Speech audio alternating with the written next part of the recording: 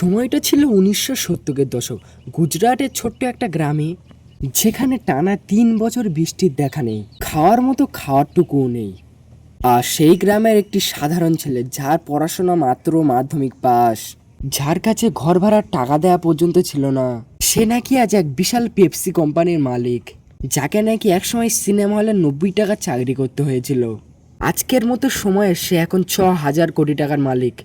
না বন্ধুরা, এটি কোনো অবাস্তব জিনিস নয়, এটি একটি ছেলে পরিশ্রমের ফল, যা শুরু হয়েছিল মাত্র 10,000 টাকার সেকেন্ড হ্যান্ড মেশিন দিয়ে। আর আজ সেই ব্যবসার বার্ষিক আয় 6,000 কোটি টাকারও বেশি। কিভাবে তৈরি করলেন পৃথিবীর বৃহত্তম তৃতীয় স্ন্যাক্স কোম্পানি? গল্পটা শুরু হয়েছিল 1970 দশকের প্রথম দিকে, গুজরাটের জামনগর জেলার একটা ছোট্ট গ্রাম। জনসংখ্যা মেরে কুটে 1,000 থেকে 2,000।